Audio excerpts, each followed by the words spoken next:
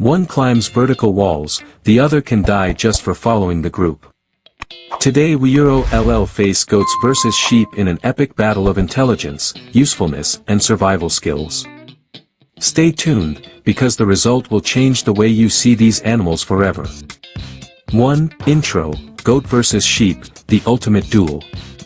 2. The world of sheep, wild and domestic species. 3. Diet and survival of sheep. 4. Sheep physical traits, wool, horns, senses. 5. Sheep and human history. 6. The cultural meaning of sheep. 7. The rebel cousin, the world of goats. 8. Goat species and wild ibex. 9. Goat adaptation, climbing and diet. 10. Goats and human history. 11. Goats in culture and symbols. 12. Key differences, how to distinguish sheep from goats. 13. Final reflection. Did you know that a goat can climb a vertical wall and a sheep can die just by following the group? It may seem exaggerated, but it isn't. Today in wild animal world, we pit two rural icons against each other that many confuse, but which are actually complete opposites. Goat versus sheep. Which is smarter? Which is more useful? And which has the strangest eyes in the animal kingdom? Subscribe and stay until the end because you're about to enter a battle that will change the way you see these animals forever.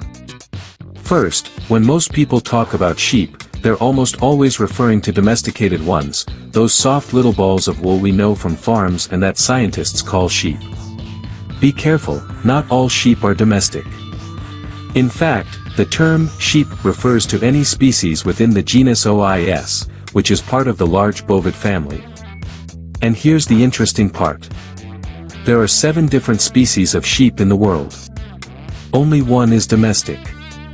The other 6 are wild. Some amazing examples. Urial Asia, Tico. Obese Vignae. The North American Dall, Obese Dolly. The giant Argali, Obese Amon, is the largest wild sheep on the planet. The Rocky Mountain sheep, or Biscadensis, has horns that look like works of natural art.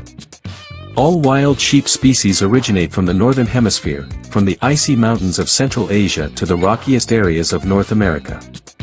Wild sheep have evolved to adapt to extreme environments, and although they live in very different places, they all share surprising characteristics. For example, the terminology. Females are simply called ewes. Adult males, if everything is in order, are known as rams. Young, regardless of sex, are called lambs. And if a male has been castrated, he is called a wether. And what are they called when they are in a group? A flock, a herd, or a crowd. Yes, they can be that sociable. Now let's talk about the physical. Wild sheep tend to be smaller than other members of their family, the bovids. But there are exceptions. The smallest sheep in the world is the obese Vignae blandfordi, which lives in Central Asia and the Middle East. It barely reaches 90 centimeters, 3 feet, at the shoulder and weighs a maximum of about 50 kilograms, 110 pounds. But on the other hand, we have a true giant, the Argali obese ammonius. It can measure between 1.2 and 2 m, 4 to 6 feet, long. Females reach 100 kilograms, 220 pounds, and rams have been reported to weigh up to 356 kilograms, 785 pounds. And as a general rule, males of all sheep species are noticeably larger than females. In the case of domestic sheep, the difference can also be very marked depending on the breed, but I'll explain that in the next section. In general, males of any sheep breed tend to be larger than females of the same breed. But we're not just talking about size here, all sheep are herbivores. They are specialized, and their diet is based primarily on grasses. Still, they're not limited to grass, they also supplement their diet with leaves, herbs, and even lichens in extreme environments. And here's one of their evolutionary superpowers. Sheep are ruminants. That means they have a 4-chambered stomach designed to extract maximum nutritional value from every bite. How do they do it? They chew, swallow, regurgitate, and chew again. Yes, it's a little gross, but incredibly efficient. This process of chewing the cud allows them to digest very tough plant materials that other animals simply couldn't use. And there's more. Thanks to their ultra-efficient digestion and ability to retain water, sheep can survive and even thrive in some of the harshest and most resource-scarce environments on the planet. From deserts to arid mountains, these creatures have developed a biology worthy of admiration. Most of the world's sheep live in the northern hemisphere, where winters can be harsh, long, and freezing. And that's why, both in the wild and domesticated, fur is a vital survival tool. The domestic sheep we see today with those thickly furred bodies aren't that way by chance. They've been bred for centuries to have that dense coat that protects them from the cold and allows them to withstand sub-zero temperatures. But not all sheep look the same. In the wild sheep have a more functional and adaptable coat. It's made up of two layers, an upper layer with long, coarser hair and an undercoat with short, soft, woolly down. The result is a kind of two-tiered coat that protects them from wind, snow, and moisture. During the winter, the coat becomes longer and thicker, but when spring arrives, they begin to shed. They shed excess hair to adapt to the heat and maintain energy. And now we move on to a feature that impresses anyone, their horns. In many wild species, both males and females have horns, and some are enormous. For example, the famous bighorn sheep. Yes, that is its true common name. It can have horns that weigh as much as the rest of its skeleton. Imagine carrying that on your head all day. But the story is different in domestic sheep. The presence of horns varies greatly. Some breeds have them on both sexes, others only on males, and many breeds have no horns at all.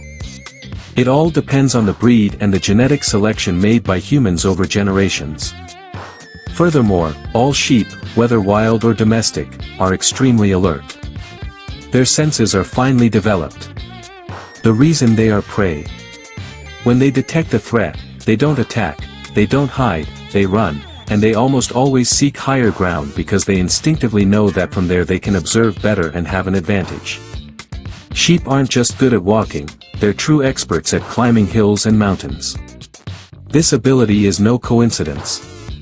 It comes from centuries, even millennia, of adaptation to steep and difficult terrain. And although at first glance they may seem like simple animals, they actually have a very interesting communication system. Did you know they communicate with each other through body language and sounds? That famous voice we all recognize isn't just a friendly noise, it's a real form of communication that varies depending on the situation, age, and even emotional state. Now, if you thought the relationship between humans and sheep is recent, you're about to be surprised, long before farms, stables, or woven wool existed. Sheep were already part of human life. They were household animals, a source of meat, skin, and bones that our ancestors used as tools, weapons, and even ornaments. But something changed. Between 11,000 and 9000 BC, somewhere in what we now know as Mesopotamia, humans took a key step in history. They began domesticating sheep. From that moment on, sheep went from being wild prey to becoming allies of human development. Their wool helped create the first garments, their meat helped us survive harsh winters, and their bones helped us make tools that changed the course of our evolution. And look how far we've come. Today, there are more than 200 breeds of sheep in the world, from small, hardy mountain breeds to woolly sheep bred solely for their valuable coat. But the impact of sheep doesn't end in the kitchen or the textile industry. They've left a profound mark on human culture.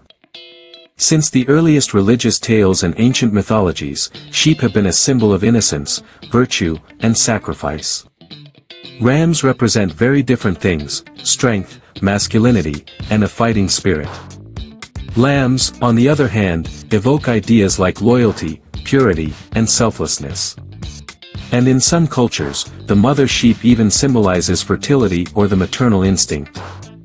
In modern culture, we also use sheep as a metaphor. You've surely heard the phrase, "that person is like a sheep." It refers to someone who follows the crowd without question, without thinking for themselves. So it's not just a farm animal. Sheep are present in our religions, our metaphors, our stories, and even in everyday language.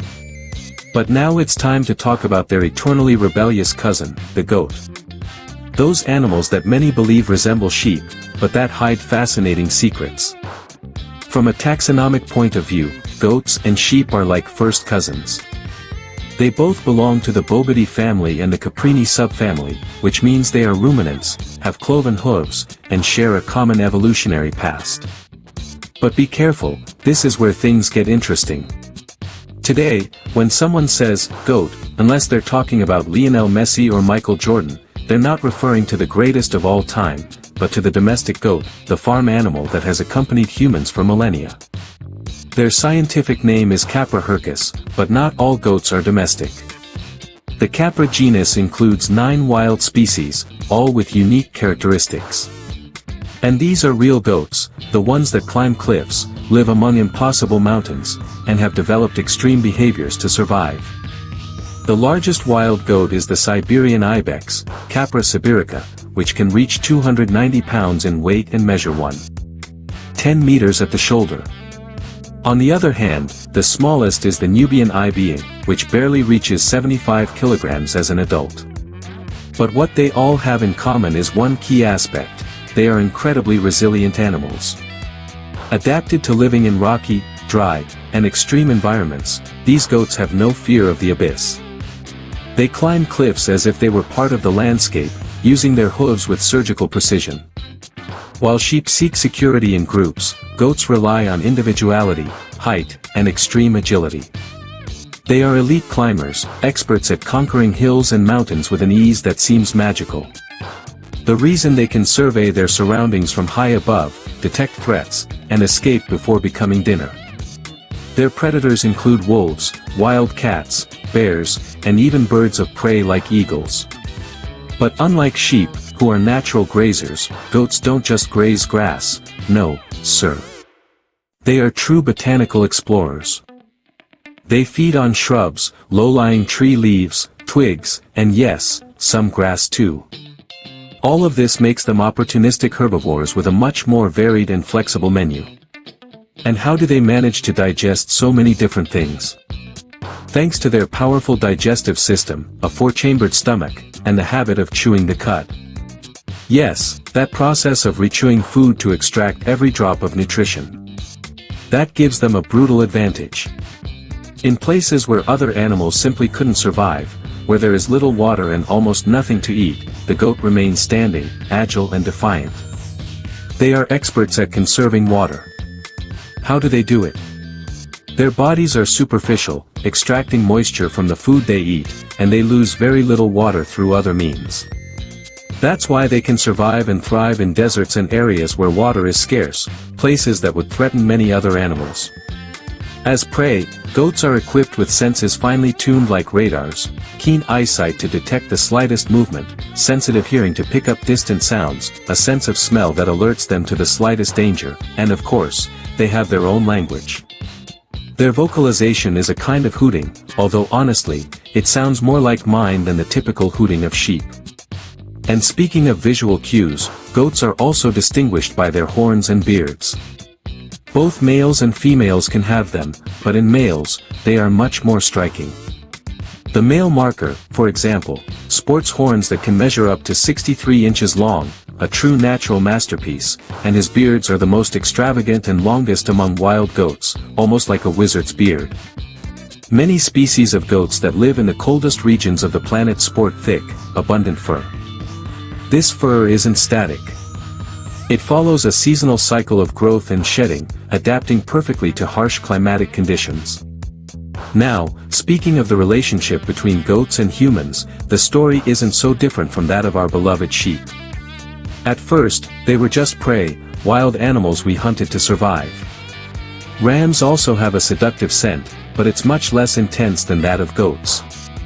This strong odor of male goats is part of their strategy to stand out and ensure reproductive success, while ewes opt for a more discreet, group approach. Now that you've mastered the differences between sheep and goats, remember, not everything that looks the same is the same. These animals show us how nature designs each creature with its own story and purpose. Can you imagine how many more secrets the animals around us hide? At Wild Animal World, we continue to explore this incredible world together. If you want to continue discovering fascinating stories and facts no one tells you, subscribe and hit the bell. And don't forget to leave a comment about which fact surprised you the most, or if you have any questions, I'd love to hear from you. See you on the next adventure, because the wild world never ceases to amaze us. So, which do you think is smarter, goats or sheep? Tell us in the comments, share this video with your friends, and don't forget to subscribe to Feral Fables to keep discovering the most surprising stories of the wild world.